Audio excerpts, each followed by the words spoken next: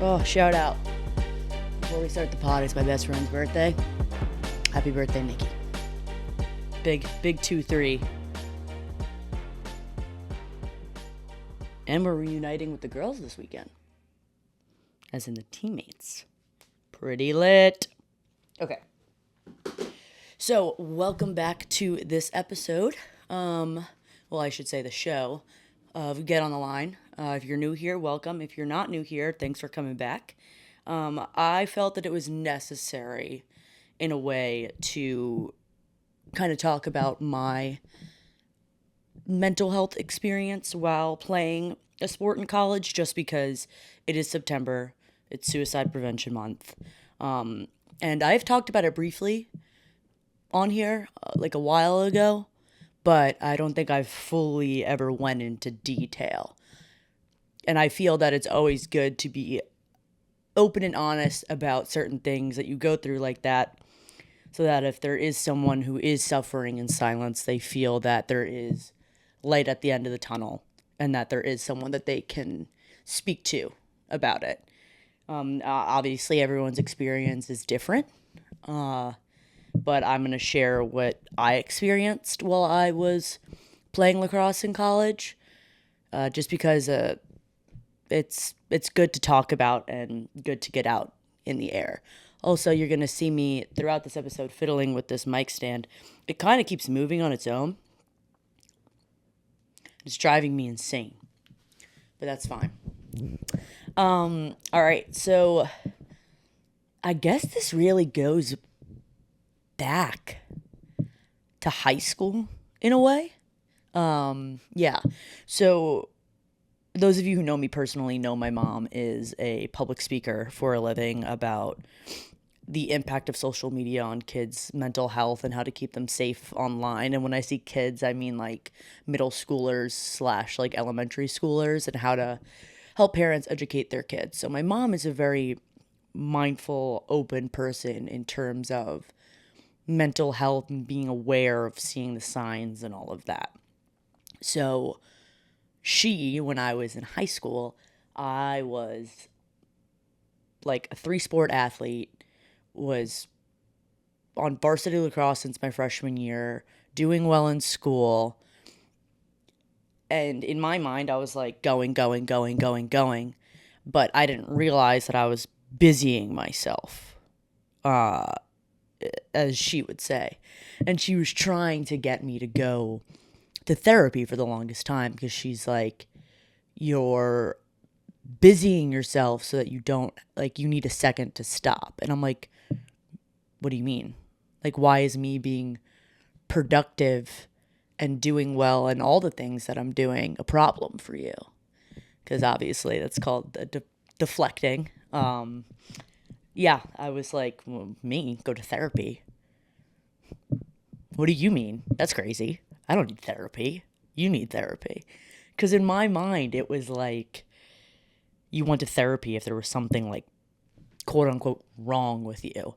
I don't have that view anymore. I feel that everyone should go to therapy, even if I think everyone has mental health issues, whether they want to admit that or not. But that's a whole other conversation. But yeah, my anxiety never hindered me in high school to a point where it was like impacting my grades or my performance in any of my sports. But yeah, my mom kept saying, like, you're going so fast, you're gonna eventually hit a wall. And I was like, what do you mean by that? Like, what does that mean? Like, I was getting mad. I was like, what? Why is it a problem that I'm excelling right now? She's like, that's not what I'm saying. She saw everything that was gonna happen before it happened, and I should have listened to her sooner. Could have prevented a lot of things from happening, but I didn't, because I was a 17, 18-year-old in high school and thought knew better than her, as everyone does. But yeah, so she kept saying that, whatever. I finally get to college, and I'm nervous, but I'm just like, that's a normal thing. It's called being excited, change, whatever. And that wasn't really when I realized it was when, like, I legitimately, like, was the epitome of crashing and burning. Like, if there was a visual of it, of that time, that was me. It was really bad. And I'm going to make jokes about it. I'm sorry. I'm not trying to diminish any issues of anxiety and depression, but that's just how I cope. Because it's, to me, it's funny to look back on. It wasn't funny then, but I digress. So it was my sophomore year of college, and I was not sleeping at all. At all, because I was so anxious all the time. Like, I would wake up, my heart was racing, and I couldn't fall asleep because I was ruminating on all of the things that I needed to do.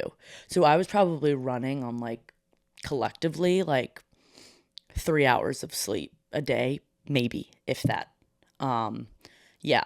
And this was all happening because I started to do very poorly in school, because I was taking chem, anatomy, and physics all in the same semester. Do not ask me why I did that. Yeah, I was told to.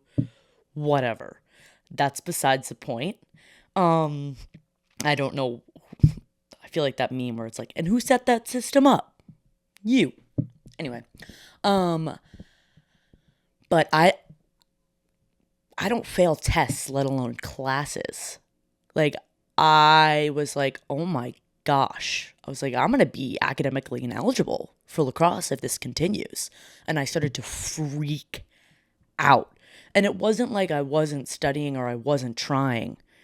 I was just so anxious that I wasn't going to do well, that when I was studying, I wasn't retaining any information. Like, I might as well have just not studied at all, because I was so anxious and not present in what I was doing that I was retaining zero information. Like, absolutely none. And in that time, it genuinely felt like my world was ending, because when you're in college and you're on a team, it's like there's no pause button. At least that's how I thought, right? I mean, you could take a semester off, God forbid. But in my head, that was like the end of the world, if that was what it came to. So I set up a meeting with my coach. I went into her office. I started bawling my eyes out on her couch, which is always a good time when you're in your coach's office crying. It's great. It's a great experience. And she said to me, Shu, was what they call me if you guys don't know that. Shu, you're not going to be academically ineligible. I need you to take a deep breath. If the people I've seen able to lace up their cleats and who barely go to class, which you should not do, by the way, you will be fine. No, that was not true, though. That wasn't fine. It was really bad. Yeah. And I just remember thinking to myself, was this? I don't remember if this was my... Yeah, no, this was my first semester of my sophomore year is when this was. Yeah. But I remember, like, I called my mom and I was like, I don't know what to do. I'm like, this is really, really bad, because it got to a point for me where I was starting to wish that I would get hurt in practice, or that something bad would happen, that I could just stop and pause for a second, that I could just be alone and figure it out and have an excuse to just pause, rather than having the strength to do that on my own and walk away on my own. Like, I remember thinking that if I somehow, per se, wound up in the hospital for 2 days, that wouldn't be the worst thing in the planet because I would at least get a break. I'm not going to go into detail on that because you can make your own assumptions on that one. But yeah, and that's never the answer, ever. So I called my mom. My mom came up and she brought my dog, which is lit. And then she was like, do you want to go home and like just take the rest of the semester off?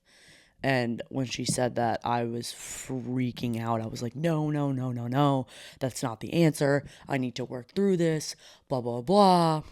And my mom was like, okay, like I'm putting my foot down. Like, you're going to therapy. Like, whatever. I was like, I don't have time. I cannot fit another thing into my schedule, which now that's crap. That's crap. Okay? You need to prioritize yourself and your mental health very seriously. You can squeeze in 45 minutes a week. You can. I don't care if you're the busiest person in the world. Cancel some things because it's important.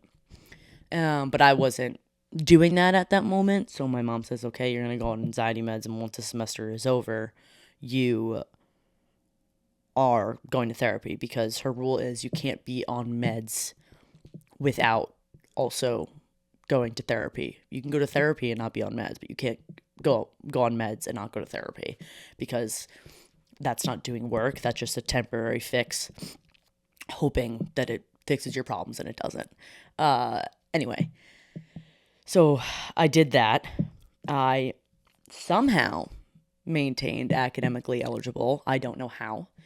And the sick part of it all, right, is I was kind of giving a little bit of pushback on going on meds because I was a goalie, and my whole thing is like, you need to be not on edge, but be able to like react quickly and whatever. And I was worried that it was gonna mess with that my anxiety is what made me play well, because it was during that time when I was quite literally just numb and going through the motions, where I was playing my absolute best, because I just like would go to practice and like shut everything else off. Like I turned it into like anger and harnessed that and did really well in practice during that time, which, and it sounds messed up to say, but if there is anyone else out there, if you feel the same way, it's not worth sacrificing your sanity to get to your best. It's not. Because I would just go like numb and quite literally like black out. Not like drinking, but like black out at practice and just like turn everything else off. And I was scared that if I fixed my anxiety and my depression, that I would lose that. And I finally came to the realization that that's not worth it. Took me a little long to get there. Yeah, sure did. But it's not worth it at all. But yeah, I started going to therapy, working it out. It didn't really impact my playing once I started going on meds, but I mean, that shouldn't be a part of the problem. But yeah, that was that whole story.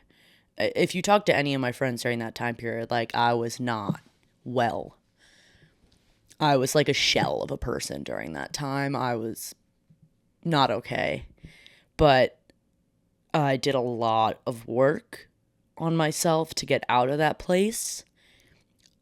And I encourage any athlete to not do exactly what I did, because everyone's path is different and progress isn't linear. Like, you never stop working on yourself ever in your life. You shouldn't, at least. But I started going to therapy once a week, 45 minutes. I started journaling, and I still do this now. I gratitude journal, which is I wake up every morning. I list 3 things that I'm grateful for and like what I want to get out of my day, so that you're starting your day on like a positive note. And you don't want to, because when I first started journaling, I started only journaling the things that like were upsetting me, and I'm like, this stinks. So then I started doing that, which really, really helped. And just trying to be present in the moment, because at that time, and still to this day, my major anxiety trigger is time management and the idea that I don't have enough time in my day to get things done. So when I was playing and I was going from lift to class to practice to film, back home, homework, and then I wasn't doing well on the exams, it was just like, oh my, you could imagine that didn't go too well for me, and then I wasn't sleeping. So it was just like a rumination thing of like, you're a failure, you're a failure, you're a failure. And I'm not. No, I'm not now. But I for sure did a lot of work to get to where I am today. And yeah, I think a lot of athletes suffer in silence, because I was also scared to say something to my coaches, because I was like, if they think I'm a head case, they're not going to trust me to play. They're going to think I'm a liability on the field. And that's not okay. That whole stigma of that is not okay. It's not worth it to suffer in silence by any means. If you have anxiety or depression or like anything of the sorts, you should be able to talk about it with any of your staff, and it should not impact your playing time. And I think it's much less of a stigma now. I'm not saying my coaches did that, but I know it's a fear that if they have this perception of you that you're not mentally tough, right? You need to be mentally tough and put up with certain things to be a great athlete, which is true. That is true. You need to be mentally tough. But in order to be mentally tough, you need to prioritize and work on your mental health. So it's this weird crosshairs things where prior to, I want to say like 10 years ago, that connection wasn't made. You're not weak if you need help. Asking for help is the strongest thing that you could do as a person and as an athlete and for your team. Because if you want to show up and be the best person you can for your team, you need to make sure you're number one. Period. End of story. Right? And if you're a teammate who someone comes to you and tells you that, make sure that you're supporting them and just trying to help get the resources that they need. Most of these schools now have like multiple counselors like that people can go to. So yeah, and a lot of schools have Morgan's Message Clubs, which is the one I was in. I was an ambassador and I was the social chair for UMass Lowell, which was very helpful, and people to talk about their experiences and lean on each other. So just make sure, I don't want to like preach here that I like know everything, because I don't, but just from my experience, I'll reiterate this again.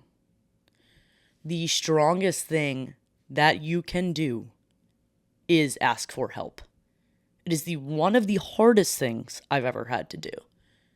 Not a run test, not lifting, not any of that. The hardest thing I had to do as an athlete was be able to accept that I needed to ask for help. And your team will thank you for doing that. I promise that. I absolutely promise that. Okay, I digress.